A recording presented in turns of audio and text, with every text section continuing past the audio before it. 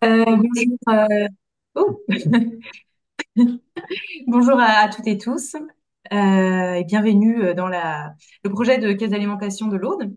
Donc d'abord, on voulait vous proposer juste un tour juste de présentation des prénoms de Thomas et moi.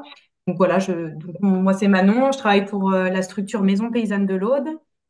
Enfin, je travaille sur deux projets pour le moment, sur la caisse d'alimentation et un autre projet qui s'appelle SOS Courgette et compagnie qu'on évoquera rapidement à un moment donné. Et voilà, donc c'est Manon. Donc, je laisse la parole là. Et donc Thomas, moi je suis aussi animateur à la Maison Paysanne de l'Aude sur ce projet-là et aussi animateur du collectif Impact Occitanie. Voilà, Théo, si tu veux te présenter rapidement. Moi, c'est Théo, je suis étudiant en Master 2 au Muséum national d'histoire naturelle de Paris. Et du coup, c'est pourquoi je suis dans la caisse. J'aurai l'occasion de l'expliciter, mais c'est dans le cadre de mon stage de fin d'études qui dure 6 mois. Voilà. Du coup, là, je vais juste faire une petite introduction. Donc, comme vous pouvez le voir, on vous a fait un partage d'écran. Donc, vous pouvez voir un peu le déroulé de la présentation d'aujourd'hui. Tout d'abord, pour commencer, vous dire que le projet de caisse d'alimentation de Lézignan est en cours de construction. Il n'y a pas de caisse effective aujourd'hui. Donc, voilà la spécificité donc, de notre projet actuel. Donc, on va vous faire un point de là où on a commencé, par quoi on est passé et là où on en est aujourd'hui. Et ce qu'on voulait faire, donc, il va y avoir une partie assez descendante du fait que c'est une présentation, mais on voudrait aussi prendre un petit temps avec vous sur du coup le parcours d'apprentissage en commun, donc ce temps préalable à l'élaboration et au lancement de la caisse qu'on va pratiquer avec le collectif d'habitants et d'habitantes. Et en fait, il y aura un moment où on voudrait venir vous faire participer et vous solliciter pour co-construire, en tout cas, pour nous donner de l'inspiration sur un des modules du parcours d'apprentissage en commun. Donc, je vous en dis pas plus. Donc voilà, on voulait faire un peu un temps participatif. Et juste, si c'est OK, Alexia, aussi, on voulait prendre un temps sur des questions-réponses à la fin de gros blocs de présentation, donc notamment sur le cadrage, prendre des questions-réponses, ensuite sur la mobilisation, prendre des questions-réponses, puis la recherche-action, le parcours d'apprentissage en commun, questions-réponses, recherche-action, questions-réponses. Voilà, pour que ce soit un peu sur les mêmes thématiques. Et à la fin, s'il restait encore des questions, on prendra encore un petit temps s'il nous reste du temps. Voilà. Donc, je laisse la parole à Thomas pour présenter. Du coup, je vais vous présenter un peu l'historique du projet et comment est-ce qu'on en est arrivé à ce parcours d'apprentissage en commun. C'est quand même un cheminement qui est assez long, en tout cas pour ce qui concerne à la fois le projet, mais aussi les acteurs qui le composent sur les enjeux autour de l'accessibilité alimentaire, la démocratie alimentaire. Et donc, ça nous semblait important et intéressant de vous partager ce cheminement pour que vous compreniez aussi d'où on parle et comment on en est arrivé à ce projet. Et puis, il y aura des éléments un peu plus factuels, comme je vous présenterai rapidement le budget, l'organisation qu'on a pensée aussi avec le comité de pilotage et le groupe d'habitants, pour que vous compreniez un peu comment tout ça s'assemble. Du coup, dans un premier temps, c'était revenir avec vous sur l'historique du projet de caisse d'alimentation sur les Ignans. Et donc, en fait, c'est un projet qui est vraiment né d'une rencontre, on va dire, entre une structure, c'est celle pour laquelle on travaille tous les trois, à savoir la Maison paysanne de l'Aude, et des acteurs associatifs qui sont plutôt dans l'est de l'Aude, puisque Lézignan-Corbière est situé plutôt à l'est de l'Aude, en se rapprochant de la Méditerranée et du territoire du Languedoc plutôt, alors que la Maison paysanne de l'Aude, c'est une structure coopérative qui est pas très vieille, qui a 5 ans aujourd'hui, qui est née d'une démarche collective d'une dizaine d'associations qui militent et défendent l'agriculture paysanne essentiellement, qui depuis maintenant une vingtaine d'années partagent des locaux communs sur la commune de Limoux. Donc là, on est plutôt sur la haute vallée de l'Aude, donc sur un autre territoire que Lézignan-Corbière. Il y a quand même une petite heure de route entre les deux, donc on est quand même sur des réalités à la fois géographiques et à la fois en termes de composition socio-économique différentes entre ces deux territoires. Et Donc la maison paysanne de l'Aude, elle s'est d'une certaine façon un peu spécialisée en complément de ce que font les associations membres. Donc les associations membres, ça va être les CIVAM, les ADR, Nature et Progrès, Terre de Liens, Accueil Paysan, Solidarité Paysan et d'autres que j'oublie. Et donc, nous, on est moins sur de l'accompagnement individuel, on va dire, des paysans, paysannes et porteurs de projets, mais la maison paysanne, elle a plus développé une spécificité à l'accompagnement de projets collectifs et de projets de territoire. Et notamment, c'est à ce titre-là, après un gros travail de Nature et Progrès, qu'on porte aujourd'hui. On est une des rares structures en France à ne pas être une collectivité et à porter un projet alimentaire territorial. Donc, on anime et on porte administrativement et financièrement un projet alimentaire territorial. Et c'est assez singulier et significatif aussi de ce que, voilà, ce que se veut être la Maison Paysanne de l'Aude, donc cette coopérative sous forme de SIC, qui anime un travail territorial autour de la question agricole et de plus en plus autour des questions alimentaires.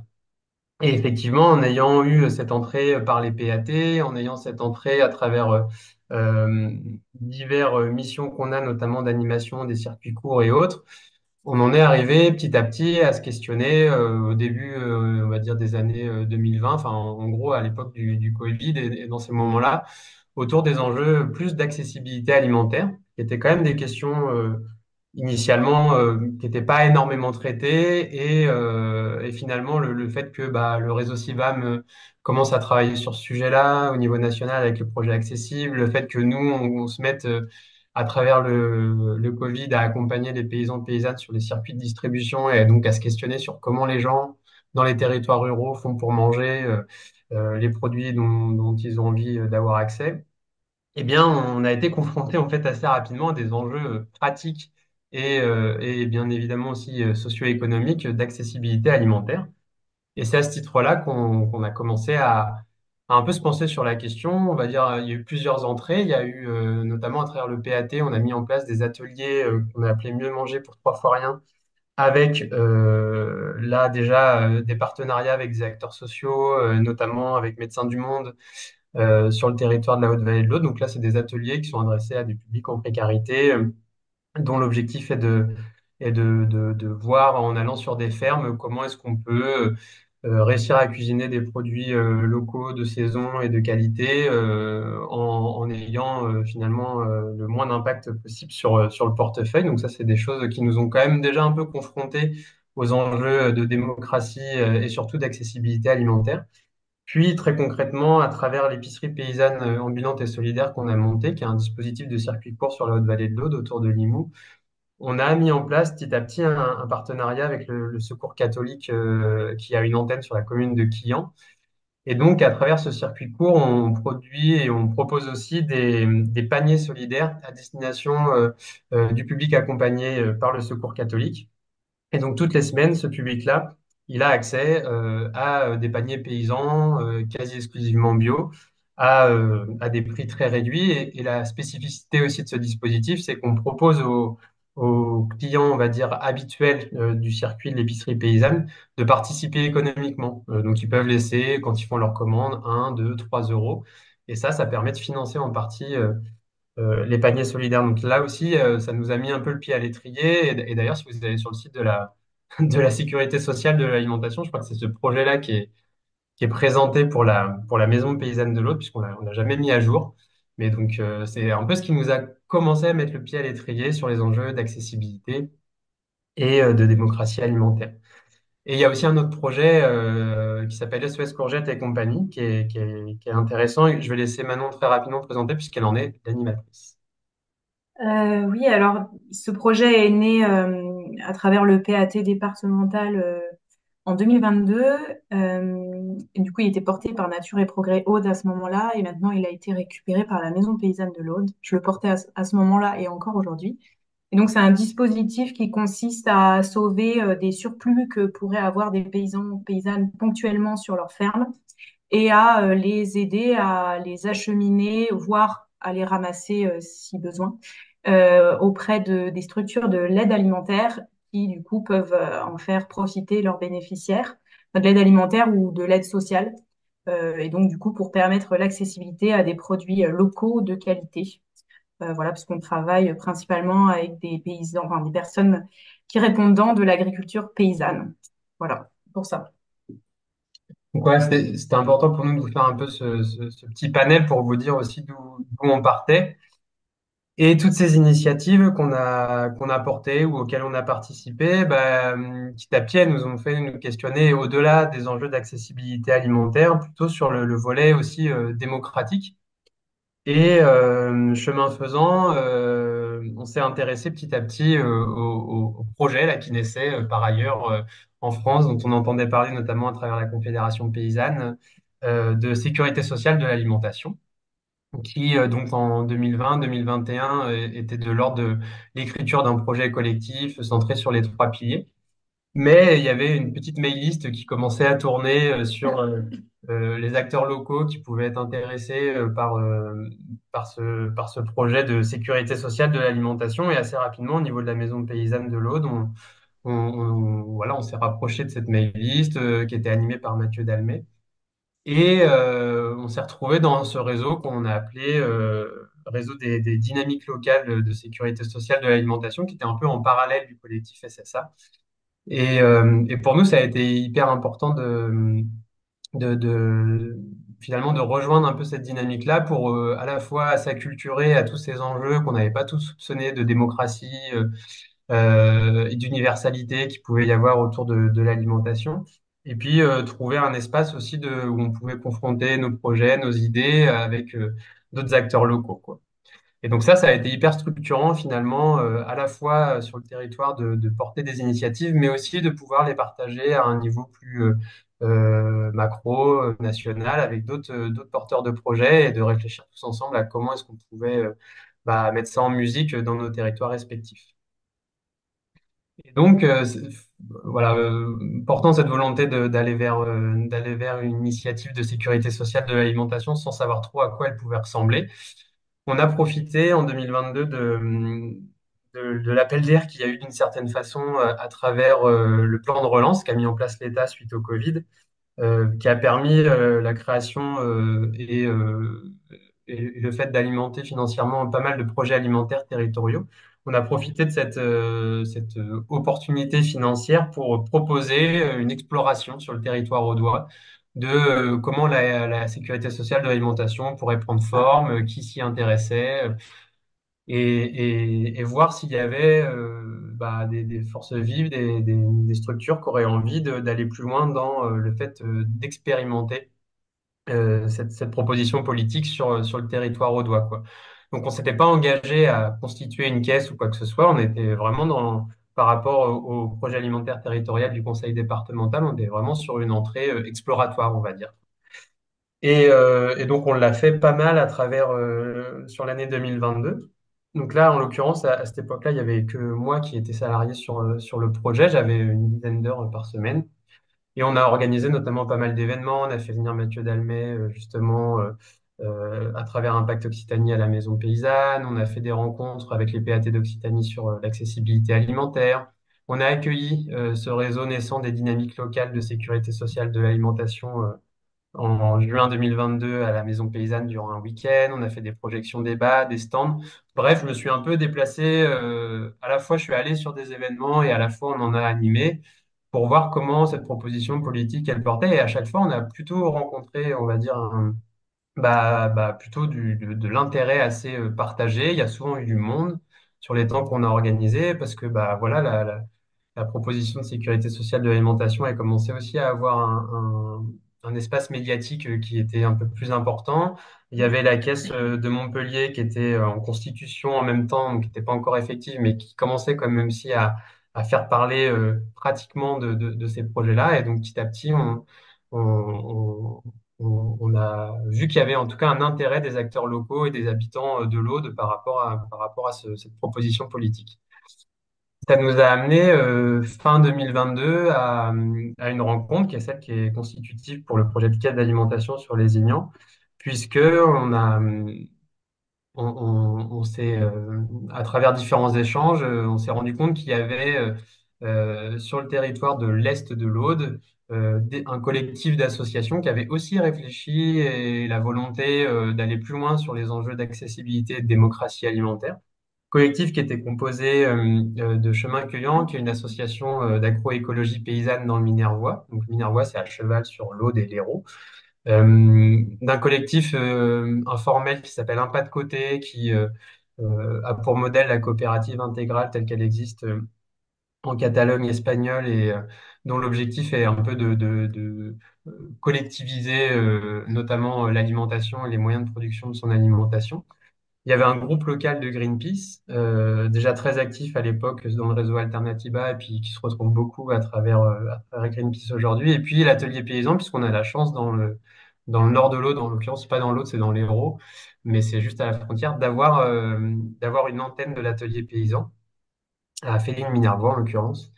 Et donc tout ce petit monde s'était retrouvé le temps d'un week-end animé par l'atelier paysan, et puis ils avaient exploré plein de pistes de projets territoriaux et de ce qu'ils pouvaient faire. Et il y avait un des sujets qui était autour de l'accessibilité alimentaire et de la démocratie. Ça, c'était plus tôt. Et suite à leur travail et suite aux nôtres, et ben, on s'est retrouvés, et puis on s'est dit, bah, banco, quoi, il y a un truc à faire avec ces acteurs-là, sur ce territoire, de l'Est au d'Ouest, sans trop savoir exactement où et comment. Et petit à petit, on a commencé à se retrouver de temps à autre. Moi, j'avais un peu de temps d'animation, donc j'ai consacré du temps à organiser ces rencontres qui étaient d'abord très informelles, puis après un peu plus formalisées. Et tout ça, ça nous a amené finalement à la constitution ce qu'on appelle aujourd'hui le comité de pilotage, qui n'est pas d'ailleurs, à mon sens, très très bien nommé, mais bon, c'est le nom qu'on lui a donné jusque-là. Il faudrait qu'on voit si on le renomme un jour. Mais ce qui est le comité de pilotage du projet de caisse d'alimentation de Lézignan. Et donc voilà, on est en 2022, ça fait déjà un an et demi qu'à la Maison Paysanne, on réfléchit autour de la sécurité sociale de l'alimentation. Et l'année 2023 aura été du coup essentiellement consacrée à agrandir ce comité de pilotage. Comme vous pouvez le voir sur la slide, en l'occurrence, aujourd'hui, on est 11 membres au sein du comité de pilotage. Je vous présenterai ceux qui nous ont rejoints derrière ou voire très récemment et aussi à poser les bases du fonctionnement et à la fois du comité de pilotage et du projet de caisse qu'on imaginait, de définir le territoire sur lequel on avait envie de se lancer dans une initiative de caisse de sécurité sociale de l'alimentation. Bref, en gros, poser les bases du projet, que ce soit à la fois sur le plan de notre organisation entre structures et à la fois dans ce qu'on imaginait proposer à un groupe d'habitants de faire en termes d'initiative territoriale, quoi. Et donc, pour vous dire un petit peu plus qui est-ce qui compose aujourd'hui le comité de pilotage du projet sur les Corbière, on est donc 11 structures essentiellement associatives dont issus de, on va dire, plein de sphères, de l'éducation à l'environnement, de l'agriculture, de l'éducation populaire, de l'insertion, voilà, d'une structure caritative, militante, écologique. Enfin, c'est à peu près ça le panel des structures qu'on retrouve. Donc, il y a un Civam Bio, qui est le Civam Bio de l'Aude.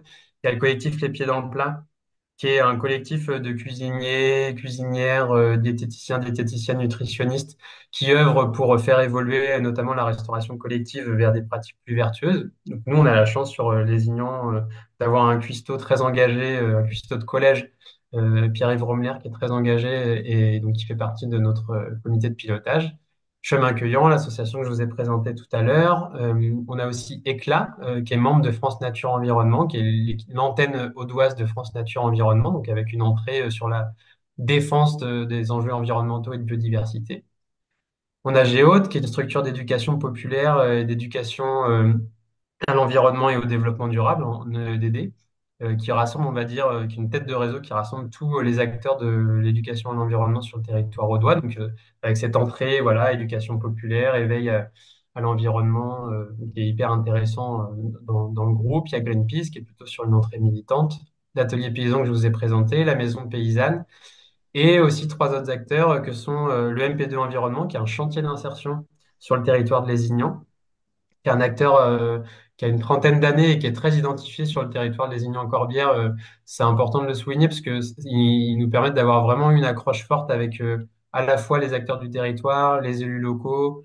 Ils sont identifiés par les habitants. Voilà, c'est vu comme une des structures un peu ouais, structurante du territoire de Lézignan et qui offre un accompagnement social et économique à pas mal d'habitants, notamment sur la question de l'emploi. Et dernièrement, il y a aussi le Secours catholique qui a rejoint l'initiative avec notamment la délégation Aude-Roussillon qui participe au comité de pilotage et qui veut s'engager de façon plus concrète sur ces enjeux d'accessibilité alimentaire. Donc voilà un peu pour la composition du comité de pilotage. On a fait ça donc sur l'année 2023. Ça a été pas mal de rencontres, de temps d'échange, où on a aussi commencé à travailler sur un règlement intérieur, sur comment est-ce qu'on voulait fonctionner dans la prise de décision et autres, puisque ça nous semblait important, avant de constituer un groupe d'habitants qui sera lui-même en charge de prendre des décisions, c'était important pour nous de aussi s'appliquer les mêmes recettes finalement à notre comité de pilotage et de réfléchir à qui on était, vers où on voulait aller, comment on voulait fonctionner surtout.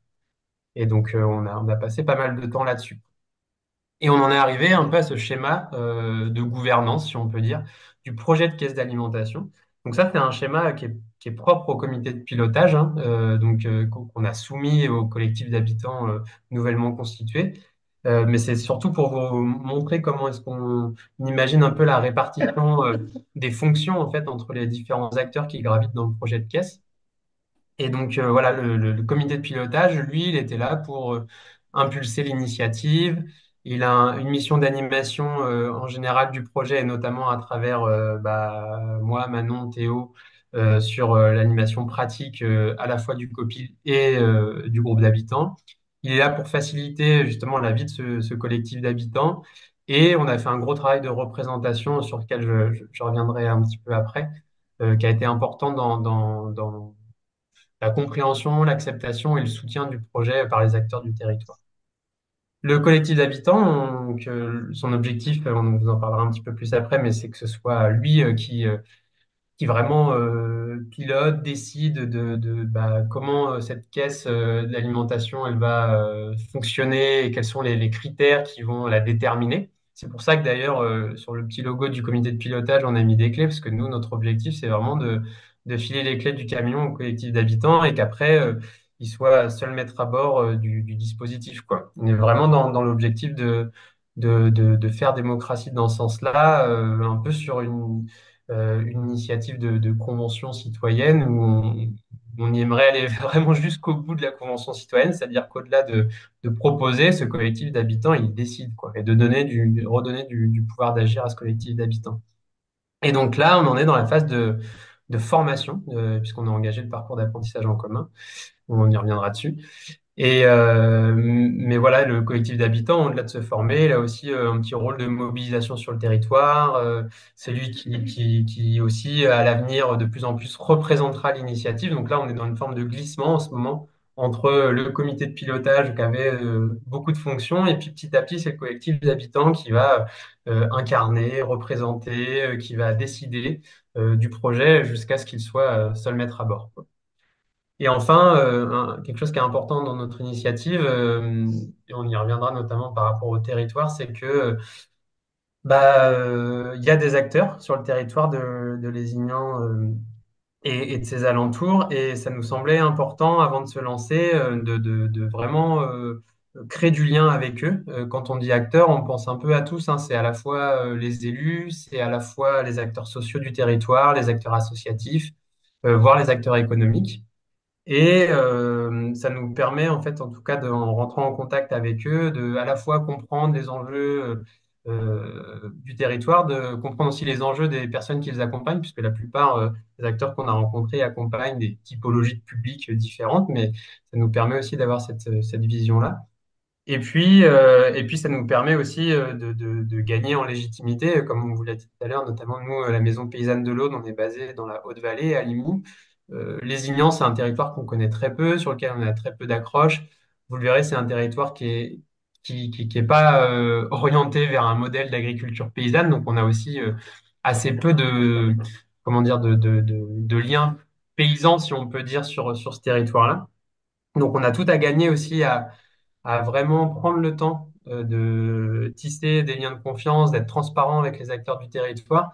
Et je pense que ça, c'est une phase qu'on a beaucoup fait du coup sur l'année 2023 d'aller rencontrer chacun des acteurs du territoire, les acteurs de l'aide alimentaire, Restos du Cœur, Secours catholique. On a rencontré la Croix-Rouge, l'épicerie sociale et solidaire, la mission locale qui accompagne les jeunes du territoire, la maison départementale des solidarités, un centre social et plein d'autres, pour essayer de comprendre justement quelles étaient les réalités et se faire d'une certaine façon accepter sur le territoire en tant que porteur de projet légitime à apporter cette initiative territoriale. Je vous fais juste un petit focus sur le montage financier parce que j'imagine que ça peut intéresser des personnes qui suivent la visio. Donc parce que bah voilà tout ce travail de mobilisation, d'animation du comité de pilotage et puis à présent d'animation du collectif d'habitants, il serait pas possible sans les moyens financiers qu'on a. Et donc il y a eu quand même aussi un très très gros boulot de mobilisation financière qui a été faite par à la fois le COPIL et beaucoup la Maison Paysanne de l'Aude puisque c'est la maison paysanne de l'Aude qui, pour le COPIL, porte les dossiers demande de subvention et porte la mission d'animation du projet. Donc, on va dire qu'on met notre structure au service du comité de pilotage et au service plus largement du projet et du collectif d'habitants. Mais du coup, on a une seule structure en termes de montage financier et administratif qui porte. On n'en a pas créé une spécifique. C'était un accord collectif du comité de pilotage.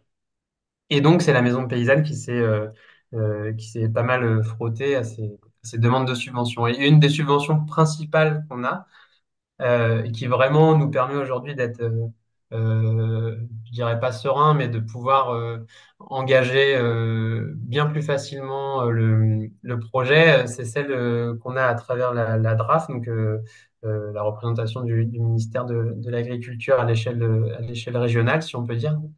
Euh, qui nous a accordé une subvention de... Donc on a un budget, déjà vous dire, on a un budget total à peu près entre 2024 et 2026. Donc vraiment pour la phase d'animation et de lancement de la caisse, qui représente à peu près 260 000 euros. Donc c'est assez conséquent. Sur ces 260 000 euros, il y en a à peu près 160 000 qui viennent de la DRAF. Euh, et ce qu'on voulait aussi vous exprimer, c'est que bah, en fait, tout l'historique qu'on vous a présenté sur ce qu'est la maison paysanne, le fait de porter un projet alimentaire territorial, le fait d'avoir déjà des actions sur les enjeux d'accessibilité alimentaire, ça nous a fortement, je pense, hein, ça c'est un avis personnel et une observation personnelle, mais je pense que ça nous a fortement facilité l'accès à des subventions de la DRAF. Pourquoi? Parce qu'en fait, au début, on avait candidaté au Fonds Mieux Manger pour tous, dont certaines d'entre vous doivent connaître l'initiative, donc qui est renouvelée chaque année, normalement jusqu'en 2027, qui est un fonds qui est géré par les DRETS, donc un autre délégation de l'État au niveau régional, plutôt sur l'emploi, l'économique et le social. Et en fait, candidatant à ce fonds, on n'a pas été retenu, alors que d'autres initiatives de caisse l'ont été par ailleurs sur d'autres territoires en France. Mais ça nous a permis d'être identifiés aussi par les autres services de l'État, et notamment de la DRAF, qui, ayant des reliquats en fin d'année, nous a proposé de nous soutenir d'une certaine façon en repêchage de la DRETS, puisque finalement la DRETS avait des fonds limités sur le fonds Mieux Manger pour tous. Et donc, à la fois le fait d'être déjà identifié par ces acteurs institutionnels et le fait d'avoir candidaté, je pense que ça nous a beaucoup aidé à obtenir cette subvention-là qui est centrale hein, dans notre projet et qui nous permet, en plus c'est une financement donc sur 3 ans, on l'a obtenu en 2023 si je dis pas de bêtises, donc, ça nous permet d'avoir de la visibilité et de vraiment envisager tout le travail qu'on mène actuellement sur du temps un peu long, quoi. Pour nous, c'est un peu du luxe d'avoir quasiment 3 ans pour mettre, euh, mettre ce projet en forme avant d'arriver à une caisse fonctionnelle. Voilà, donc ça, c'était important aussi de le rappeler que c'était à travers ce préalable qu'on avait aussi réussi, je pense, à obtenir ces financements-là. Et puis, on les a complétés par des fonds régionaux. On a notamment candidaté un budget participatif de la région Occitanie qu'on a obtenu, Ça, c'était chouette parce que ça nous a permis, bon, déjà d'avoir un petit peu de fonds à hauteur quasiment de 30 000 euros, mais surtout, ça nous a permis aussi de faire parler du projet puisque bah, il fallait faire voter les gens sur le territoire. Donc, on a été sur le marché de Lézignan, on a commencé un peu à sortir du bois, si on peut dire, et de rencontrer la population lézignanaise et plus largement. Donc, ça a été un super vecteur pour nous pour commencer à parler du projet sur le territoire même et de pouvoir le faire porter. Et puis, on est toujours financé dans le cadre du PAT départemental de l'Aude, alors à une hauteur assez symbolique, hein, autour de 2 000 euros par an. Mais ça nous permet quand même de toujours nous inscrire dans ce cadre, on va dire, institutionnel-là. Et c'est quand même hyper valorisant pour le projet de se dire que voilà, ça participe aussi à une politique publique d'un acteur institutionnel qui a notamment les enjeux sociaux dans ses compétences, quoi. Donc nous, on le valorise aussi notre projet à ce titre-là, quoi. Donc voilà à peu près pour ce qui est du budget. Et puis pour ce qui est des dépenses, en gros, la moitié du budget est dédiée bah, à nos salaires à moi et Manon. C'est quand même un gros, gros poste de dépenses, puisqu'on est quasiment tous les deux à mi-temps sur cette mission-là. Et puis on a prévu des frais. Ça, c'était important pour nous, pour l'organisation à la fois du comité de pilotage et du comité d'habitants, qui est inscrit comité local de l'alimentation. Donc ça, c'est des frais pour organiser les repas. Là, on va discuter de ce qu'on fait des gardes d'enfants quand il y a le collectif d'habitants qui se regroupe.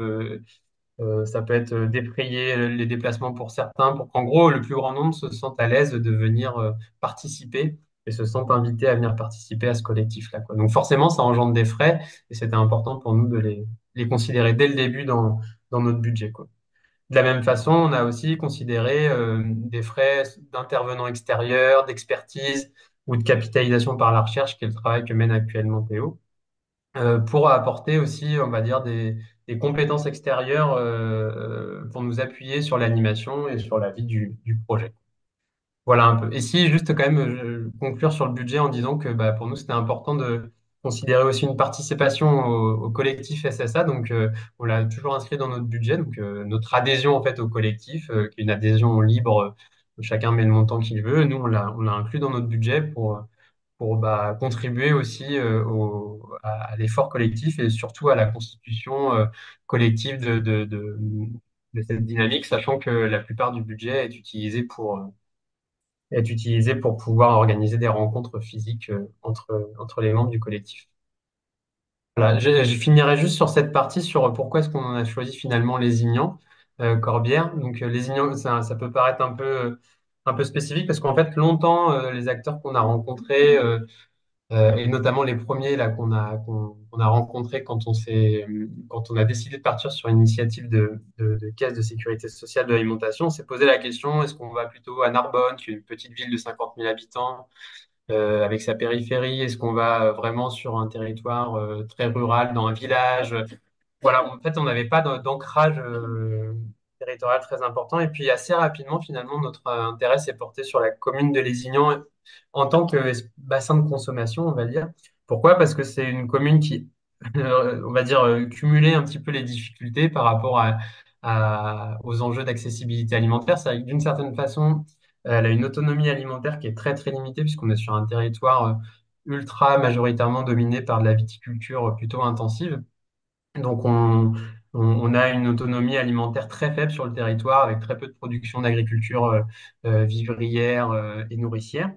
Et dans le même temps, on a une surreprésentation malheureusement de populations pauvres, l'Aude étant déjà un territoire pauvre, mais là c'est encore plus pauvre, notamment sur la commune de Lézignan, puisqu'il y a certaines communautés, notamment il y a une communauté gitane assez importante sur la commune de Lézignan, euh, qui est malheureusement une communauté assez pauvre. Et on a aussi des poches de pauvreté un peu partout dans les villages qui composent le territoire de l'initiative.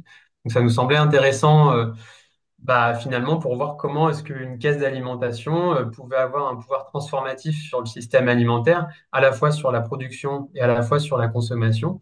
Et donc bah, partir sur les Ignans, c'était aussi pouvoir justement d'autant plus observer cette capacité transformative puisqu'on partait de loin d'une certaine façon. Donc voilà, et puis ça nous semblait intéressant d'être sur un territoire rural, avec un petit bourg au centre, et puis des communes pour certaines très éloignées. Par exemple, vous verrez après, mais dans le groupe d'habitants, il y a des gens qui viennent de très loin, quasiment 45 minutes de route, dans des villages qui font 30 habitants, quoi. Et ça, c'est des typologies de communes assez fréquentes sur le territoire de Lézignan et des Corbières. Et bah voilà, en tout cas, vous dire que c'était important pour nous, pour finir sur les Ignans, du coup, pour bien comprendre les enjeux du territoire, de rencontrer les acteurs qui le composent. Et donc, comme je vous disais tout à l'heure, en 2023, on a fait ce travail au niveau du comité de pilotage, d'identifier les acteurs et de se répartir des rencontres qu'on a été faire à plusieurs pour à la fois se présenter et comprendre bah, comment on vivait ce territoire, quels étaient les acteurs en présence et les problématiques. Et tout ça, ça nous a aussi permis bah, de commencer à expliquer qu'on allait mobiliser des habitants à travers un parcours d'apprentissage. Et c'est la phase dont on va vous parler juste après, sur la phase de mobilisation citoyenne. Mais voilà, là, en gros, je vous ai parlé du cadre qui va de 2021 à fin 2023 sur le travail qu'on a mené, donc sur 3 ans quand même, qui a été crescendo, bien évidemment, mais sur lequel le comité de pilotage et la maison paysanne se sont positionnés et ont été très actifs à ce moment-là. Du coup, je prends la suite pour vous parler de mobilisation citoyenne. Donc, ça va aussi un peu de pair avec mon arrivée en tant que salarié sur le projet. Parce qu'auparavant, j'ai pu ponctuellement participer bénévolement sur la mobilisation, comment dire, sur l'appel à projet participatif de la région ou lors d'un comité de pilotage où j'étais venue plutôt en observation. Et du coup, là, voilà, à ce moment-là, moi, j'ai été recrutée en juillet 2024. Et du coup, on a à ce moment-là lancé la seconde phase, donc qui est la phase de mobilisation citoyenne, et qui a été, on va dire, lancée par cette journée. Donc, du coup, vous avez cette frise du 11 octobre 2024 qu'on a appelée la Grande Tablée. On s'est inspiré de d'autres événements du collectif SSA. Et on a fait précéder ce temps-là par une animation autour de l'injuste prix de l'alimentation, l'étude du coup réalisée par Secours catholique, Solidarité paysan, collectif des diabétiques de France et les CIVAM était sortie enfin, un mois avant. Et du coup, c'était vraiment une belle occasion de pouvoir valoriser cette étude et surtout bah, donc, de montrer dans les préconisations qu'il y avait de proposer des initiatives de caisse et que du coup, ça pouvait apporter des solutions à une échelle locale. Donc ensuite, on a enfin, juste pour vous parler un petit peu de comment on a organisé cette soirée, parce qu'on s'est dit que ça pouvait être inspirant, intéressant, voilà, donner sujet à réflexion. Donc, donc après cette animation sur l'injuste prix de l'alimentation, on a ouvert la séance par justement la parole laissée aux élus du département pour aussi donc donner du crédit au projet, valoriser que le projet s'inscrit dans le cadre du projet alimentaire territorial, etc. Puis, on a pris un temps de quiz, justement aussi pour revaloriser, remobiliser justement tout ce qui est repris dans l'étude de l'injuste prix de l'alimentation et montrer en quoi c'est pertinent de venir travailler sur ces questions d'accessibilité et de proposer autre chose, un autre système, et de le réaliser de façon démocratique.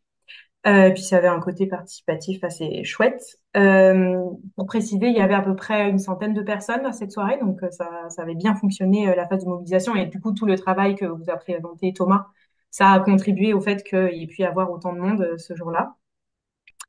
Ensuite, on a fait suivre ça d'un témoignage, celui de Malika, qui est donc une habitante et une expérimentatrice de la Caisse de Montpellier, qui a été d'accord et qu'on a invité de venir témoigner sur elle, voilà ce que ça lui a apporté, son parcours, comment elle a pris part à la Caisse, etc. Et ça a été un moment pour, je pense, le public qui a été très marquant, qui concrétisait vraiment qu'est-ce que c'est qu'une caisse, qui montrait avoir un peu les réalités que pourraient vivre des habitants. Et les personnes nous ont témoigné qu'ils ont été très touchés par ce témoignage et que voilà, ça avait été vraiment le moment phare Donc voilà, je pense que s'appuyer sur des témoignages, c'est toujours très riche. D'ailleurs, il y avait aussi Sébastien Levionnois qui était présent aussi et qui a pu du coup parler aussi du projet de la caisse et qui donc du coup peut-être que vous l'avez déjà rencontré lors des précédentes auditions ouvertes et notamment sur celle de Montpellier. Donc du coup, il a pris part à la caisse de Montpellier, mais c'est aussi une personne qui est en postdoc et qui travaille du coup avec toutes les caisses d'alimentation, en tout cas sur 4, donc il y en a peut-être d'autres, hein, mais je n'ai pas cette prétention-là. Mais celle de Toulouse, celle du Couserand en Ariège, celle de Montpellier et la nôtre, et du coup qui travaille à cette mise en lien et à travers du coup l'étude des systèmes, du changement, comment dire, de l'impact de ces caisses sur le potentiel changement du système alimentaire.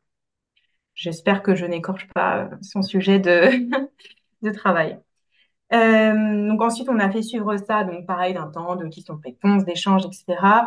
Et d'un repas convivial, justement, pour montrer que voilà, c'est ça le format qu'on proposera, du coup, à travers les rencontres avec les habitants et habitantes. Et que voilà, c'est important d'avoir ces espaces de convivialité et d'échange, de grandes tablées, justement, où tout le monde se mélange sans distinction entre les personnes. Et ce rendez-vous-là, ça a été aussi l'occasion de proposer les prochains rendez-vous. Donc du coup, pour pas, comment dire, lâcher cette mobilisation qui commençait plutôt bien. Donc sur le partage d'écran, vous pouvez le voir. Donc la grande tablée, c'est le document jaune. Et les prochains rendez-vous, c'est le document bleu. Bon, vous voyez peut-être pas très bien, mais du coup, on va détailler par la suite. L'idée, c'était de vraiment continuer d'avoir un rythme de rendez-vous à offrir aux personnes pour rester dans cette mobilisation. Et donc, du coup, on a commencé dès le 2 novembre à leur donner rendez-vous pour une fête de l'automne organisée par un des membres du comité de pilotage, donc Géaude, qui était un moment où on avait un stand et du coup, c'était un moment public ouvert à toutes et tous, à Lézignan, qui a permis d'approfondir. Il y a des personnes qui étaient déjà présentes à cette grande tablée qui sont venues à ce moment-là revenir discuter et échanger avec nous. On a rencontré aussi des nouvelles personnes. Chaque fois, on leur donnait notre petit formulaire à remplir pour pouvoir justement les recontacter. Ensuite, on a le 5 novembre proposé une visite des jardins d'insertion du MP2 Environnement. Donc, c'était à la fois une occasion pour valoriser et rencontrer le travail de ces personnes. C'est un jardin en bio qui est maraîcher.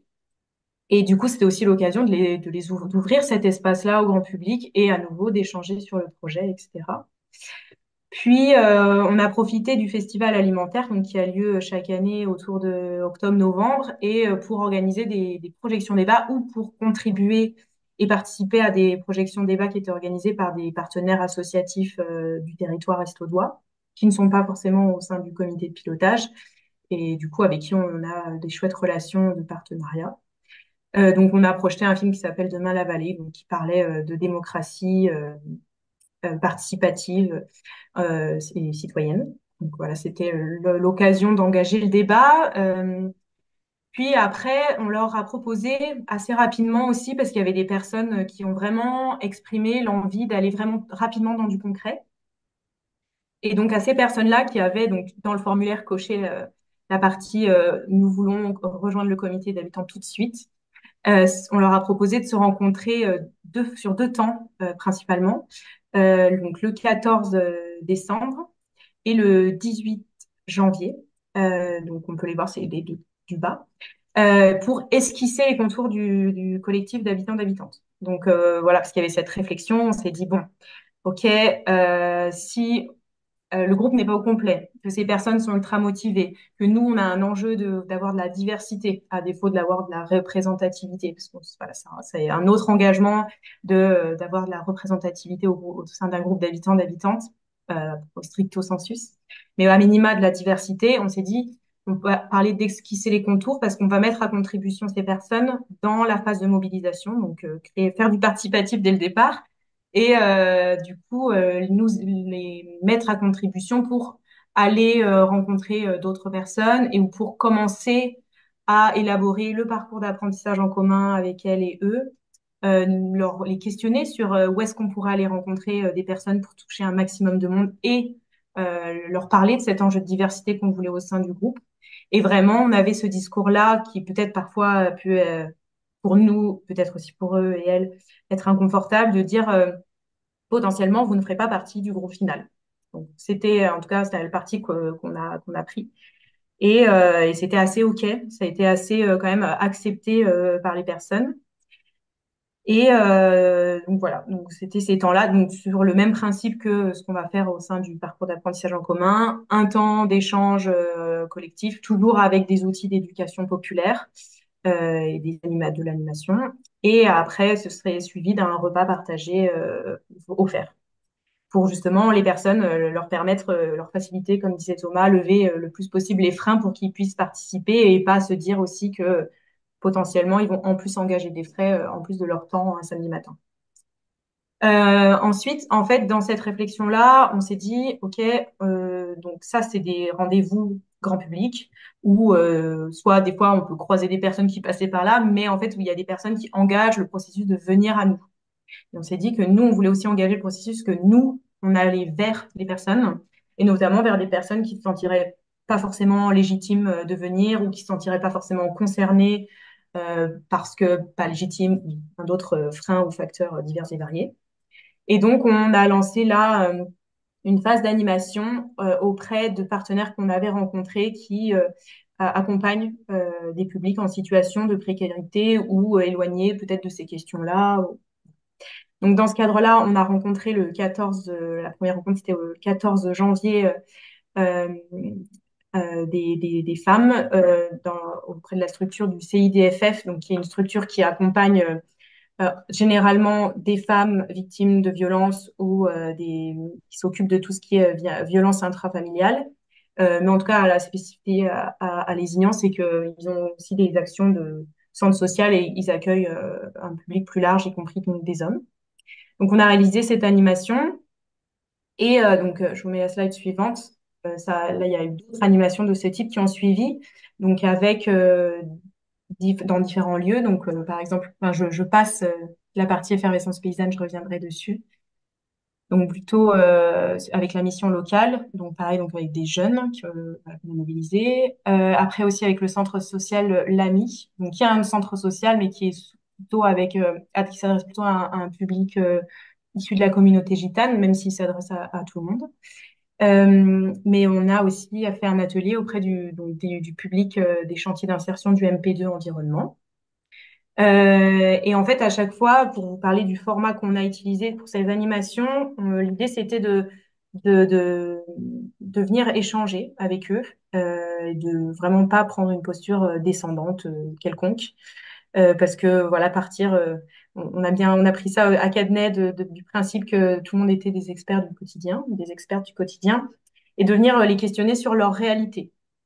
Donc, leur réalité en termes de goût, pour que ce soit aussi des moments un peu conviviaux, mais aussi de leur réalité en termes d'accessibilité géographique et économique. Donc, venir leur questionner sur où est-ce qu'ils font leurs courses, comment ça se passe pour eux.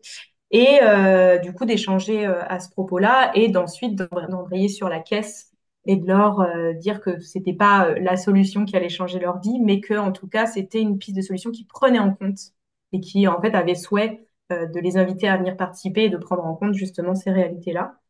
Donc, dans ce cadre-là, on projetait souvent un film réalisé assez court de Toulouse, qui est très synthétique et qui récapitule bien en fait qu'est-ce que c'est qu'une caisse d'alimentation, comment ça fonctionne. Et parfois, si on avait le temps ou si on voyait qu'il y avait besoin enfin, envie de creuser, on projetait le film de la caisse d'alimentation de Montpellier, qui est disponible sur leur site Territoire à vivre. Et idem pour celui de Toulouse, sur leur site, Caisse d'Alimentation Toulouse. Et voilà, donc ça, c'était un peu la forme qu'on voulait que ça prenne. Et là, je vais faire un petit retour en arrière. J'espère que vous arrivez toujours à me suivre. Donc le 7,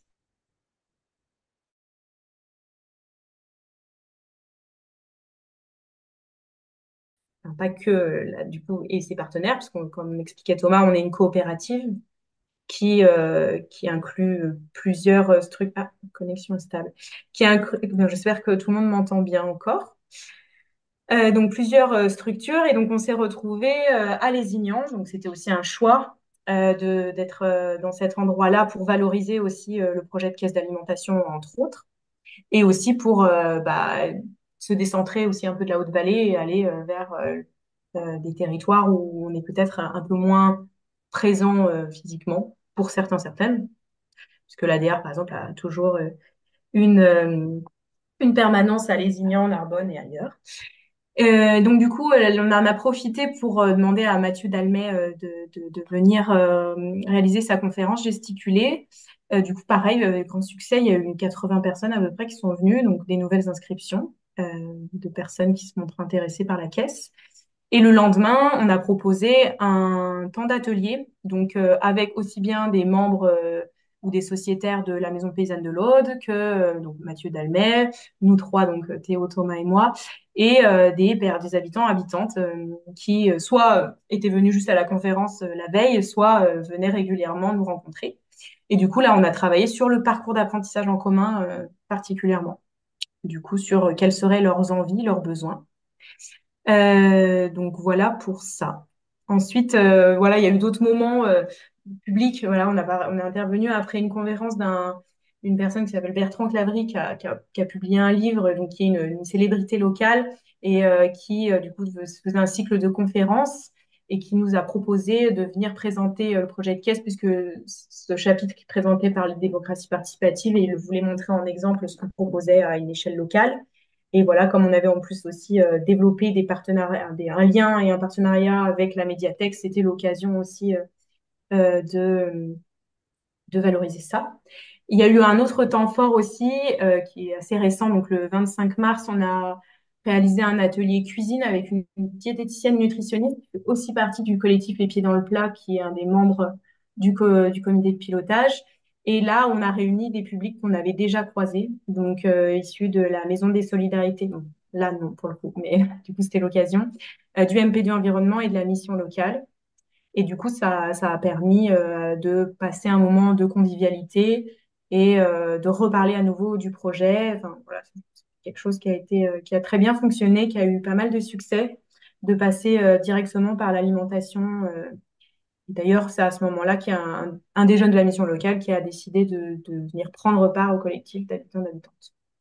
Voilà pour ça. OK.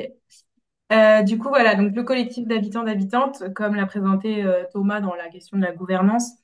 Donc, l'idée, c'est donc de leur donner les clés du camion, comme il disait, et donc ils vont se former donc à travers ce parcours d'apprentissage en commun dont on parle à chaque fois. Sur certaines caisses, ça prend d'autres noms, parcours d'engagement. Enfin, voilà, nous, ça nous a plu. Pareil, je crois que, comme on disait, on l'a piqué à Cadenet qui utilise ce terme-là, donc ça nous a bien plu. On a gardé. Et donc, ils vont échanger, discuter, décider, piloter et représenter, du coup, euh, les- la caisse et en tout cas le conventionnement, etc. Donc, concrètement, nous, enfin, on avait proposé le 12 avril comme première rencontre, donc c'était samedi dernier, donc c'est très frais. Et c'était la première rencontre officielle des habitants et des habitantes.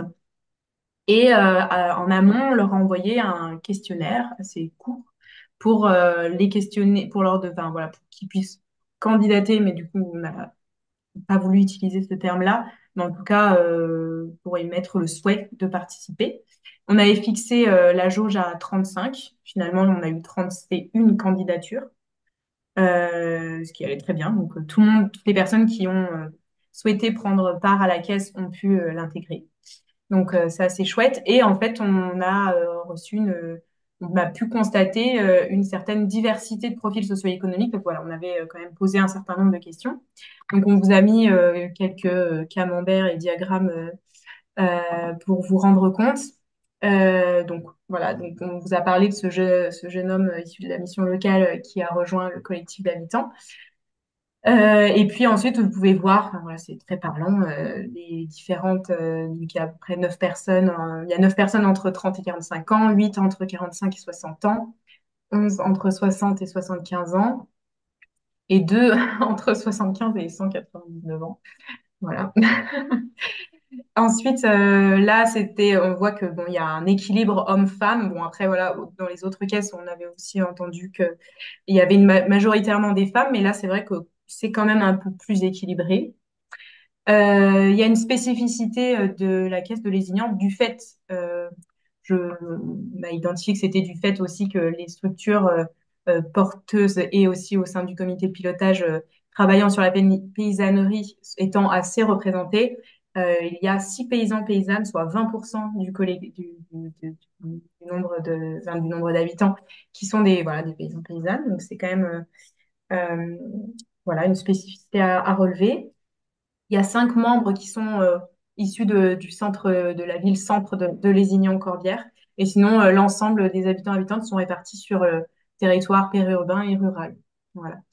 Après, voilà, ça, c'était un critère qui était important pour nous sur la fréquence de courses que les personnes faisaient à Lézignan et alentour. On voulait vraiment prendre cette partie-là comme bassin de vie et c'était un des critères. Et du coup, il y avait donc parmi les questions, les réponses possibles, toutes celles que vous voyez affichées là, plus jamais. Personne n'a cliqué sur jamais. Donc, à minima, 6% des personnes font exceptionnellement leurs courses.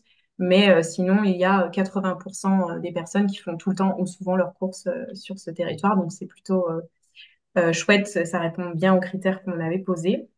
Et après, on leur a demandé sur la question du sentiment d'appartenance à une classe sociale, donc voilà, pour qu'il y ait aussi de la diversité en termes d'accessibilité alimentaire potentiellement.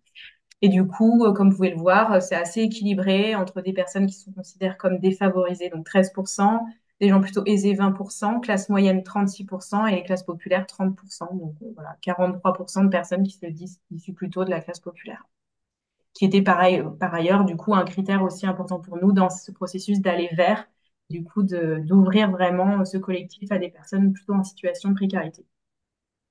Donc voilà pour ça. Donc j'enchaîne sur le parcours d'apprentissage en commun que Théo appelle PAC. Ça va plus vite plutôt que de le répéter à chaque fois. En fait, donc le 12 avril, donc la semaine dernière, enfin, samedi dernier, ça a été un temps d'interconnaissance. Comme on vous disait, en fait, on a vraiment euh, organisé des rencontres préalables, donc esquissons les contours. Donc, il y avait des personnes qui s'étaient déjà croisées, déjà rencontrées, qui avaient déjà commencé à travailler entre elles et eux. Et il y avait des personnes qui venaient d'arriver au sein du groupe et qui n'avaient pas toute cette expérience, on va dire. Et donc, c'était un challenge, un enjeu pour nous de pouvoir faire en sorte que tout le monde puisse partir un peu sur les mêmes bases, que les connaissances des uns puissent pour profiter à celles des autres et qu'il puisse y avoir de l'échange. Donc voilà, on a fait des animations d'interco de manière générale. Et après, on a organisé un parcours exposition, donc avec tout le travail qui avait été effectué. Donc voilà, on peut vous montrer un petit peu à quoi ça ressemblait. Donc là, c'était la partie PAC. Du coup, des personnes qui avaient déjà travaillé dessus à différents endroits, donc soit sur des réunions publiques, soit sur des ateliers, avaient déjà mis des post-it. Et l'idée, c'était de permettre à des gens qui n'avaient pas encore contribué de pouvoir le faire à nouveau. Donc, ils étaient en groupe de personnes qui étaient un peu mélangées, à la fois des personnes qui avaient déjà participé et des nouvelles personnes. Et nous qui étions là à chaque fois pour aider. Il y avait, donc, quand je dis nous, c'est Théo, Thomas et moi, mais il y avait aussi une membre du COPIL qui était présente à ce moment-là. Donc voilà, les personnes ont pu poser des questions, aussi bien, voilà, un peu à tout le monde, quoi, histoire de sortir de cette casquette expert-expert. Je sais que c'est un enjeu assez important sur les animateurs, animatrices de groupe. Voilà, donc vous avez un petit peu un aperçu de ce qu'on a pu faire. On est venu aussi le questionner d'un point de vue très pratico-pratique sur, OK, si on fait une journée entière le 17 mai sur les rapports de domination, est-ce que c'est OK pour vous? Est-ce que lundi 2 juin, c'est plutôt telle heure ou telle heure? Enfin, voilà. Et en juillet, idem. Est-ce que vous avez des lieux pour se retrouver, pour contribuer? Parce que nous, on est parfois un peu à court d'idées. Et du coup, ça a été matérialisé. Ils ont pu le faire à l'aide de ces cartes. Donc, ils ont pu se positionner. Aussi pour... oh, alors, pardon, je m'embrouille. Ça, c'était plutôt pour organiser des binômes ou soit du covoiturage. Donc, du coup, faciliter ça. Et aussi pour peut-être organiser des binômes de restitution, parce que tout le monde ne peut pas être forcément toujours disponible le long du parcours d'apprentissage en commun. Et voilà, l'idée, c'est de créer des temps d'échange. Ça nous a été soufflé par l'Ariège, dans le Couserans. Ils ont fait ce fonctionnement-là, où en gros, une personne est absente, et ben, il y a un engagement de son binôme ou son trinôme, plutôt trinôme, l'appeler ou que l'autre personne l'appelle pour dire, voilà, on a fait ça, ça s'est passé comme ça. Après, il y a les comptes rendus à chaque fois qui vont être réalisés, mais qu'il y ait aussi cet échange plus, on va dire, humains et qui concernent et qui font que tout le monde est un peu concerné par le tuilage. Donc, voilà les autres photos de cette journée. Du coup, on a encore fait un repas partagé. Du coup, c'est le collectif un pas de côté qui nous avait préparé le repas avec des roquettes stove. Du coup, un système qui n'utilise pas de l'énergie voilà, au feu de bois. Et du coup, voilà, pareil, on avait mis des ressources à disposition qui peuvent emprunter dans le cadre de cette exposition où chacun pouvait déambuler, où on a pris un temps spécifique là-dessus. Voilà, c'était le programme du 12. Et aussi, on a voulu, parce qu'il y avait vraiment eu cette expression de beaucoup de personnes qui sont pressées. Donc, c'est toujours l'enjeu de se dire, OK, il y a ceux et celles qui veulent prendre le temps et qui n'ont pas forcément eu accès aux mêmes connaissances, qui ont besoin d'un rythme différent, etc. Puis, il y a des gens qui sont très pressés, qui ont envie de faire la révolution, de changer les choses et que la caisse, demain, elle fonctionne et que tout change et que le système alimentaire. Enfin, voilà. Et donc, du coup, c'est comment arriver à trouver le juste équilibre entre ces besoins-là, qui sont entendables, les deux.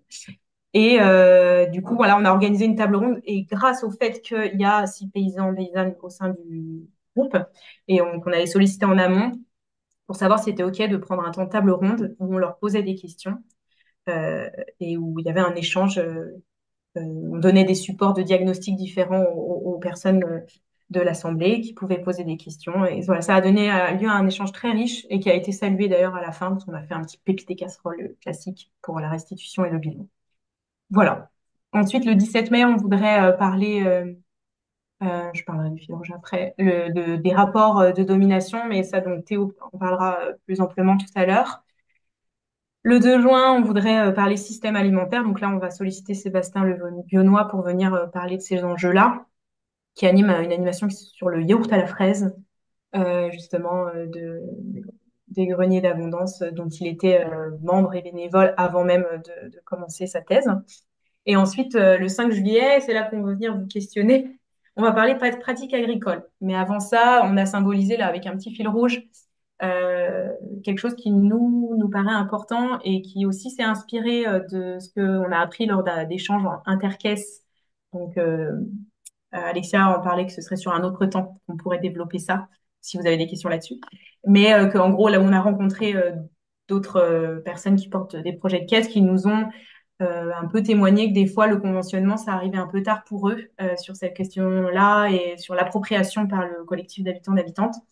Et voilà, donc nous, on s'est dit qu'on voulait vraiment que sur chaque séance, il y ait quand même un temps sur, OK, qu'est-ce qu'on en fait pour le conventionnement, qu'est-ce qu'on en fait pour travailler la posture, pour après décider des lieux, décider des critères, du fonctionnement de la caisse, et que ce soit genre vraiment quelque chose qu'on garde en tête pour pas se retrouver à oublier en fait pourquoi on se fait ce parcours d'apprentissage en commun, que l'objectif, c'est le lancement d'une caisse aussi. Voilà. Sur la partie, donc je vois qu'il est 26. Euh, Peut-être qu'on peut prendre un temps assez succinct. En fait, sur le 5 juillet, on voudrait donc parler des différentes pratiques agricoles, mais je vais peut-être te laisser présenter ça et après, donc, du coup, c'est là qu'on va vous interroger. Ouais. Peut-être juste pour compléter sur le parcours d'apprentissage, enfin là juste dire que du coup on vous a présenté les quatre premières Oui. les quatre premiers rendez-vous. L'idée c'est que et c'est d'ailleurs quelque chose qu'on a mis dans l'invitation des personnes à candidater au collectif d'habitants. On leur a bien précisé que c'était un engagement de leur part sur une douzaine de mois, enfin sur un an quoi. Ça pour nous c'était important qu'ils comprennent aussi l'engagement. Et on les avait d'ailleurs questionnés un peu en amont sur le rythme auquel ils voudraient avoir des rencontres et à quel moment dans la semaine c'était opportun pour eux. Et donc c'est pour ça que ça tombe souvent les samedis matins, parce que c'est la période qui était largement ressortie comme étant le meilleur moment pour se retrouver. Et à un rythme d'une rencontre toutes les 3 semaines, tous les mois à peu près. Donc là, sur les 12 mois qui vont venir, on espère faire entre allez, 12 et 15 rencontres où on va justement explorer un peu tous les enjeux du système alimentaire, où on va discuter de comment est-ce qu'on monte une caisse, comment est-ce qu'on fait démocratie, et aussi bah, tous les aspects pratiques pour pouvoir avancer à la fois sur le conventionnement, mais c'est aussi sur la mise en place de cette caisse, quoi. Donc là, c'était simplement les quatre premiers, et l'idée, c'est aussi qu'on réfléchisse avec eux sur les prochaines dates sur lesquelles on va les inviter à venir, quoi, sur quelles thématiques et comment on peut faire ça ensemble. C'était juste pour préciser ça. Et effectivement, en juillet, donc ils ont décidé de se retrouver le 5 juillet parce que c'était la date où tout le monde était le plus dispo. On aimerait leur faire un atelier autour des enjeux des pratiques agricoles et surtout de leur impact sur la santé, l'environnement et la biodiversité. En gros, l'idée, c'est on aimerait avoir une forme de petit package avant de se lancer dans de la visite de ferme, avant de se lancer dans aller rencontrer les acteurs du système alimentaire. On aimerait avoir un petit package un peu autour de à la fois démocratie et à la fois système alimentaire. Et bah, pour aller rencontrer, on imagine un paysan, c'est bien de savoir quel est l'impact de telle ou telle pratique agricole sur bah, la santé, l'environnement, la biodive, pour derrière pouvoir savoir poser les bonnes questions d'une certaine façon. C'est un peu ça notre enjeu, quoi. Et ça, on sait que ça peut se traduire bien évidemment à travers des labels. Donc, il y aura un lien qui sera fait entre ces pratiques agricoles, leur impact et les labels. Mais avant même de parler de labels, de cahiers des charges et autres, on aimerait voilà, essayer de faire une animation, une journée peut-être complète, enfin, à voir quelle forme ça peut prendre, autour de ce sujet-là, des pratiques agricoles et surtout de leur impact sur la santé, l'environnement et la biodiversité. Et à ce titre-là, bah, on aimerait vous questionner sur est-ce que vous avez des idées d'intervenants, d'animation, ouais, de façon de conduire cette réflexion-là, cette ouverture un peu à ça, sachant que comment dire, notre vigilance qu'on a, c'est que sur le sujet, ça peut vite être très, il peut y avoir des partis pris sur les enjeux des pratiques agricoles. Nous-mêmes, on travaille pour des structures qui ont un parti pris politique, hein, d'une certaine façon. On n'a pas envie d'arriver avec cette casquette-là, quoi. On a envie d'être sur une approche bah, la plus, comment dire, neutre et scientifique, si je peux dire, en tout cas par rapport à des données et des informations qui soient non réfutables. Et donc voilà, on se pose la question de comment amener ce sujet-là sans tomber dans quelque chose qui serait trop orienté politiquement, qui serait plutôt de l'ordre du jugement que du savoir. Donc voilà, je ne sais pas s'il y en a d'entre vous qui auraient des idées d'intervenants, intervenantes, d'animation qu'il peut y avoir autour de ces enjeux, de l'impact des différentes pratiques agricoles sur bah, notre environnement, la santé des humains, de la planète, des animaux. Mais on est tout oui si vous avez des idées à nous partager. Sachant que du coup, tout le monde ne pourra pas s'exprimer en même temps et que enfin, vraiment, j'ai cette vigilance de parler recherche dans pas longtemps et après pouvoir avoir un temps question-réponse. Du coup, d'utiliser le chat et du coup aussi faire un mélange prise de parole et chat pour vos idées. Parce que je me dis, si c'est juste un nom d'intervenant ou comme ça peut être balancé dans le chat. Après, si c'est vraiment sur de la réflexion, etc., n'hésitez pas à vous lancer. On prend. Et je pense qu'il n'y aura pas de mauvaises idées.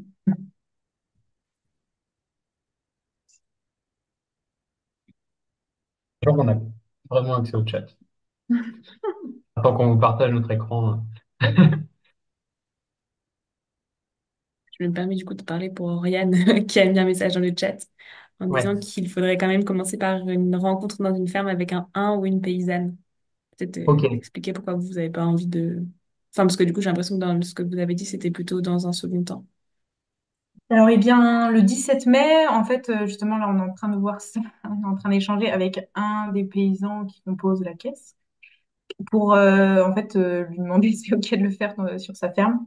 Du coup, de nous accueillir sur ce temps sur les rapports de domination et du coup, on a questionné le groupe d'habitants d'habitantes pour le faire sur une journée entière. Donc, on va partir sur ce format-là. Et il y avait un peu justement cette réponse-là de leur part de dire, OK, si c'est une journée, mais est-ce que si il y a un temps où on réfléchit, on travaille et tout, mais l'autre partie, c'est un moment de visite ou truc sympa. Et donc, on s'était dit, le matin, on travaille sur les rapports de domination et l'après-midi, on fait une visite de sa ferme, parce que voilà, c'est une personne qui fait du vin, mais qui est aussi dans une pratique aujourd'hui de diversification. Et donc, du coup, voilà, qui peut nous parler un peu de son parcours. C'était l'idée. Du coup, chouette que tu dises ça parce que ouf, on va dans ce sens-là. Je sais pas si je peux me permettre, si quelqu'un, n'hésitez pas à lever la main ou à m'interrompre, hein, mais Moi, je travaille dans un CIVAM bio et je venais pas du tout du milieu agricole. Je suis chargée de sensibilisation, justement, d'animation, tout ça là-dessus. Je vois bien que commencer par arriver avec le cahier des charges de la bio et tout, ça fonctionne pas. Donc moi, je fais énormément de cuisine maintenant et en fait, on fait l'entrée par les produits, etc. Et je vois bien que c'est ce qui marche le mieux et les rencontres avec les paysannes, paysans. Justement, sans parti pris, on part pour une visite et en fait, il y a plein de choses qu'on peut commencer à décortiquer après coup une fois qu'eux, ils sont partis de leur expérience individuelle, parfois de leur conversion, où il y a des gens qui sont paysans de nature, enfin voilà, et qui expliquent pourquoi eux, ça leur a tenu à cœur de rentrer dans ces pratiques-là, de faire changer leurs pratiques.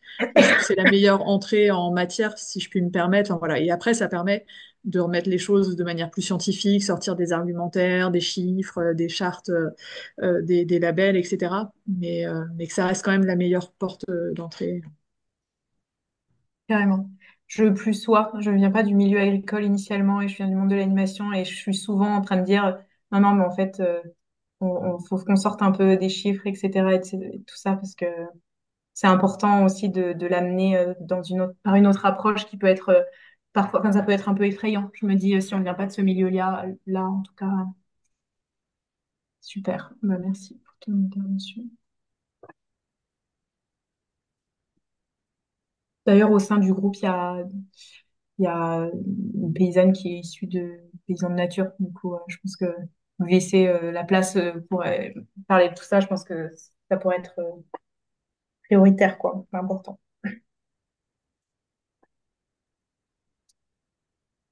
Ah, 12 réflexions sur le chat. On n'a toujours pas que au chat, mais je vois qu'il y a on voit qu'il y a des gens qui postent, mais on voit pas ce qu'ils postent. Et ben, pour vous faire une petite synthèse, il y a des propositions d'arpentage de différents livres, Prendre la terre aux machines, La France qui a faim, La bataille de la Sécu, de Ok. proposer aussi des échanges avec des paysans, du Civam Bio, de Chemin Cueillant, pour qu'ils puissent parler de leur métier, de leur choix. En intervenant, il y a Marc Dufumier, on parle de la fresque agri-alim, on parle de la théorie du boxeur dans les Ok. films. Trop bien. Et on pourra peut-être faire une liste dans le compte-rendu aussi qu'on envoie, parce que je pense que c'est des ressources qui peuvent être utiles à tout le monde, donc avec des liens Et- pour y accéder. Et Est-ce que moi, sur la fresque agri-alimentation ou agri-alimentaire, je sais pas comment on l'appelle, je sais pas qui a posté ça, mais moi je serais curieux, parce que c'est pas quelque chose que j'ai jamais vécu. Effectivement, on y songeait à faire un travail autour d'une fresque, parce qu'on est, voilà, on est par une approche éducation populaire, mais si quelqu'un s'y connaît un peu plus et sait quelle est vraiment la finalité de ce travail-là, moi, je serais curieux d'en savoir un peu plus. mais surtout qu'en général, il faut se former pour pouvoir l'animer. Du Mm. coup, enfin, je sais pas s'il y a des noms ou des personnes ressources ou des formations mais plutôt des personnes à faire intervenir là-dessus. Je suis preneuse Mm. aussi, quoi. Enfin, je sais pas, c'est Violette qui a mis ça dans le chat. Je sais pas si Violette, tu as un retour d'expérience là-dessus. Si tu l'as déjà, t'as fait déjà intervenir quelqu'un, tu peux peut-être nous en dire deux, trois mots là rapidement. Ouais. Je sais pas si on va mieux m'entendre. J'étais en train de répondre dans le chat. Peut-être je peux vous mettre le contact. Chez nous, c'est Jérémy Gwendouze qui s'est formé à ça, qui l'a animé il y a pas longtemps sur Cray, dans la Drôme.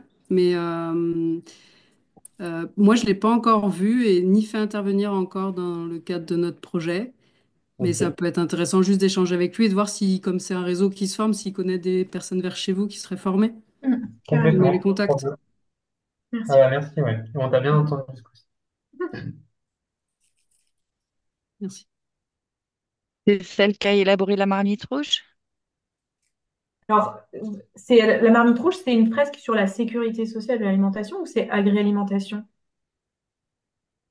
C'est ma Je question. crois que, je crois que c'est deux fresques différentes.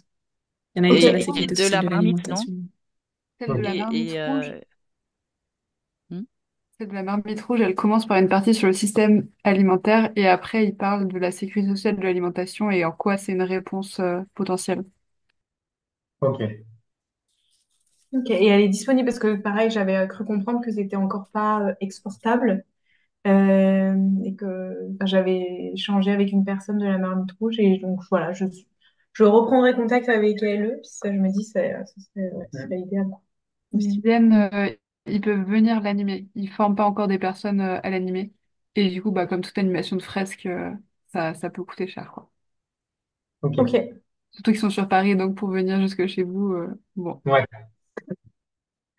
Ok, merci. Et je peux ajouter une chose, ayant fait les deux fresques, elles sont quand même assez complexes et l'une et l'autre, quoi. C'est pas, dans Ok. une première approche, c'est un peu compliqué, je pense. Voilà. En fait, pour la Marmite Rouge, je pense que ça dépend des coins où ils vont aller. Là, par exemple, ils demandent juste le défraiement parce qu'ils peuvent être hébergés sur une initiative dans le sud. Donc, faut voir avec eux, en fait, sur les coûts. C'est plutôt du défraiement des transports. Et je suis pas sûre que ce soit très onéreux. C'est des gens engagés, militants, qui sont membres du collectif. Mm, carrément, carrément. Merci.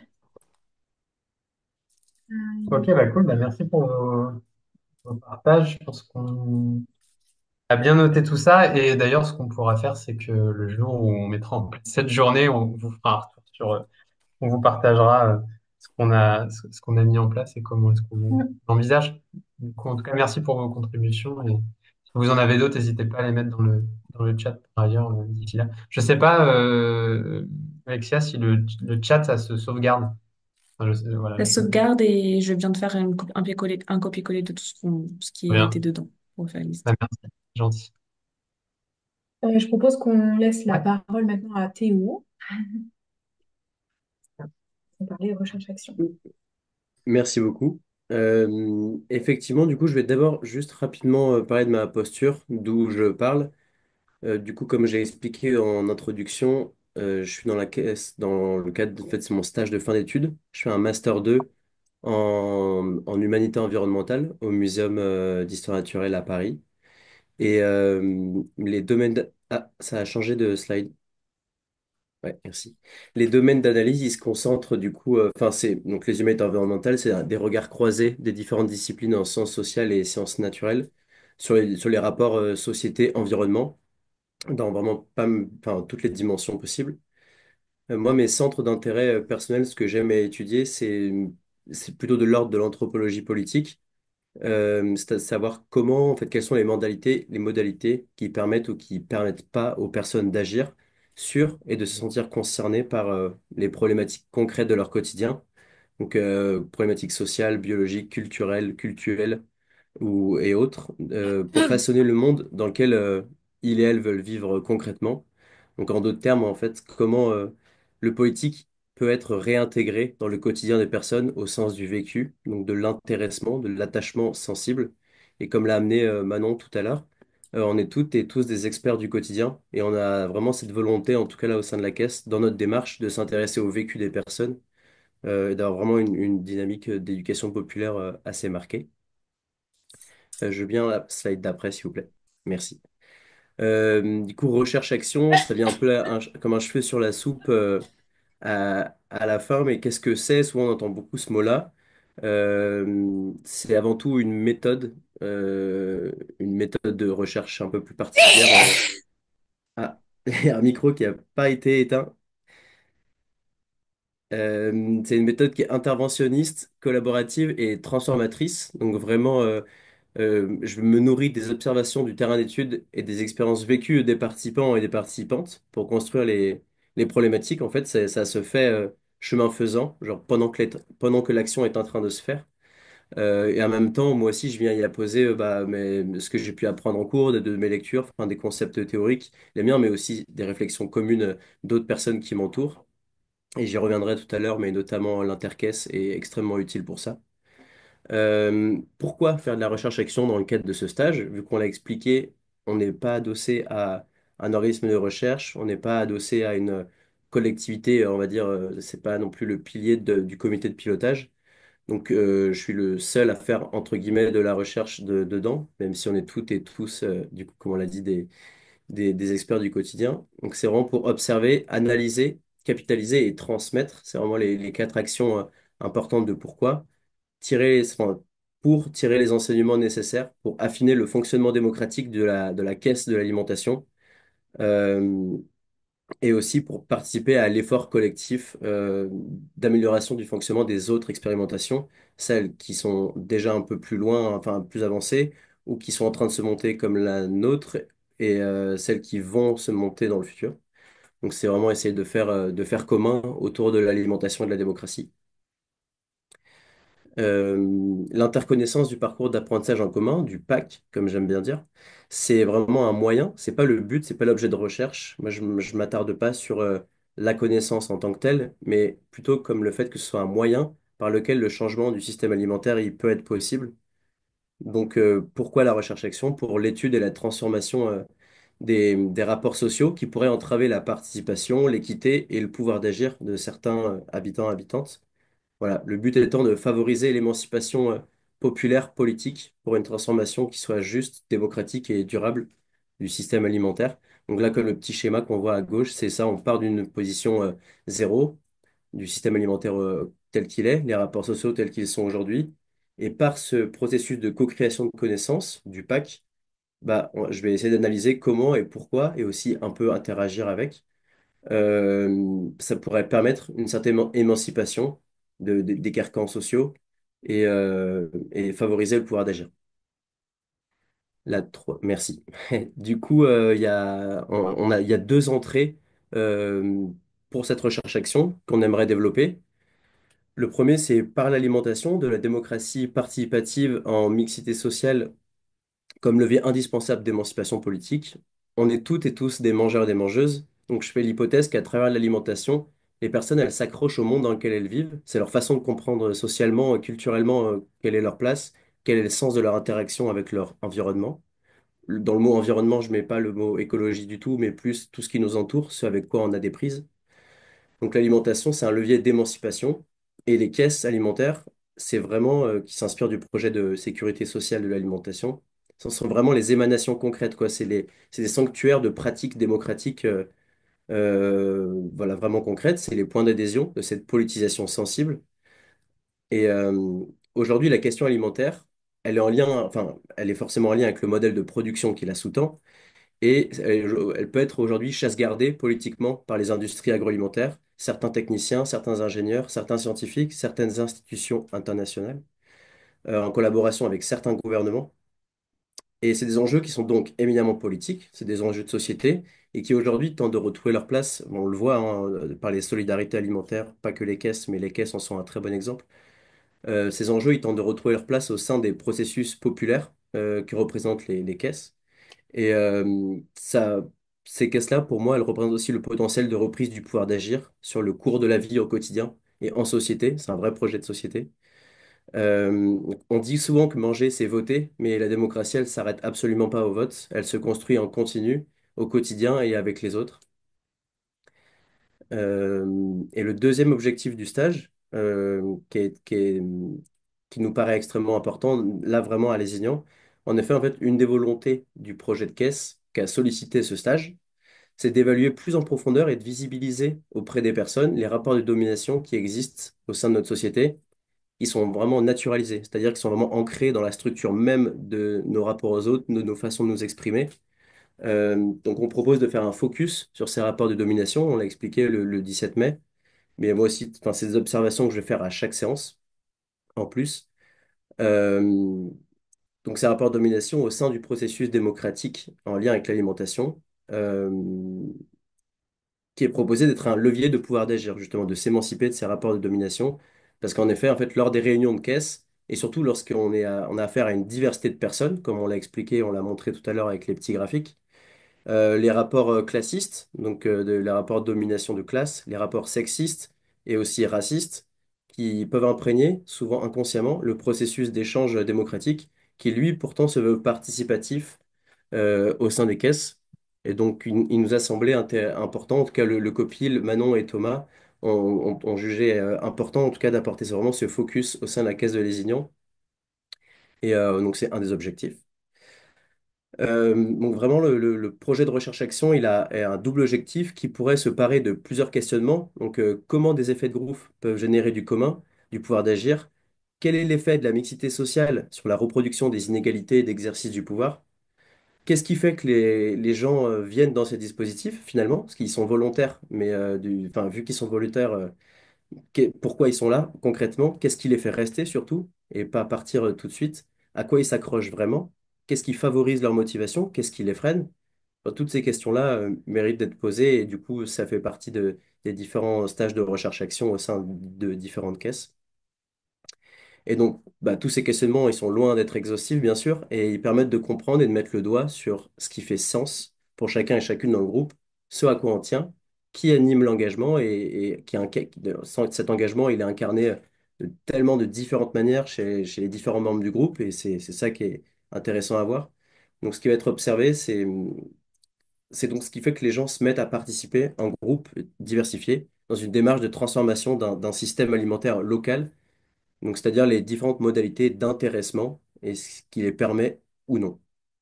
Et je voulais juste terminer sur le comment le Copil, Manon et Thomas ont construit ce projet de caisse et cet aspect recherche-action qui leur tenait à cœur, mais on l'a aussi expliqué sur un territoire qui est dépourvu de centres de recherche. Et ça aussi, c'était, je sais pas forcément une volonté, mais en tout cas, c'est une réalité. C'était vraiment pour arborer un dispositif qui soit vraiment issu de la société civile, par et pour le peuple. C'était assez important, avec une démarche réflexive en plus, sans institution pour vraiment avoir une démarche d'éducation populaire assez ancrée, assez forte. Et c'est aussi là qu'on voit tout l'intérêt du collectif Intercaisse et notamment toutes les personnes qui s'y impliquent très fortement. Car vraiment, ces pistes-là que j'ai exposées, qu'on a pu exposer, elles ont vraiment été arrosées des différentes réflexions communes en se connectant avec d'autres stagiaires. Donc il y a vraiment une amicale des stagiaires qui est en train de se former là, et j'espère qu'elle va grandir. Et également, il y a d'autres chercheurs et chercheuses qui peuvent suivre mes réflexions. Je pense à Sébastien Levionnois et David Glory, qui sont très disponibles pour répondre à mes questions et pour échanger avec moi. Et plus récemment, Pauline Scherer, sociologue à Montpellier, qui aimerait bien aussi soutenir ces réflexions sur les approches sensibles. Euh, donc voilà, on voit qu'il y a vraiment une nébuleuse, même s'il n'y a pas de... je ne dépends pas d'un centre de recherche, il y a une nébuleuse horizontale qui est en train de se créer. Et la dynamique d'Intercaisse permet ça. Et c'est ça tout l'intérêt du collectif et de la démocratie. Donc voilà, après, enfin, c'est à nous de voir ce qu'on en fait de, de, de cette comment dire, intelligence collective, quoi.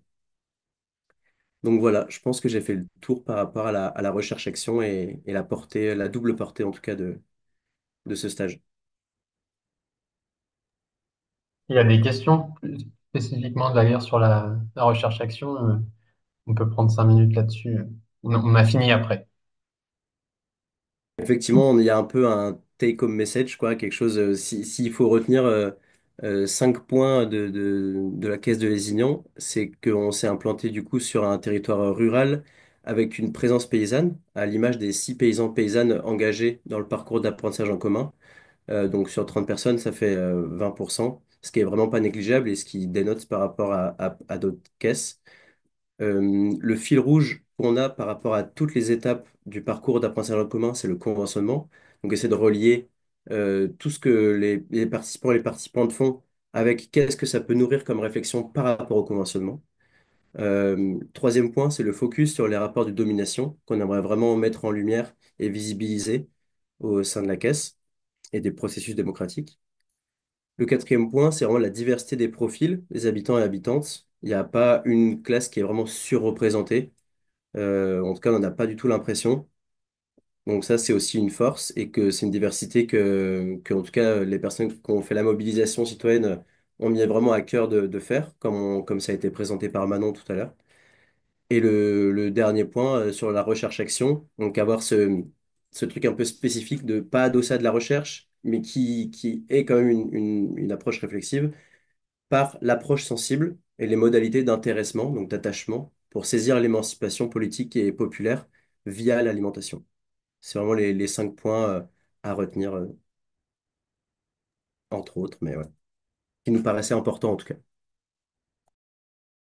Et du coup, pour les perspectives, du coup, je vais commencer à dérouler et après on se complète.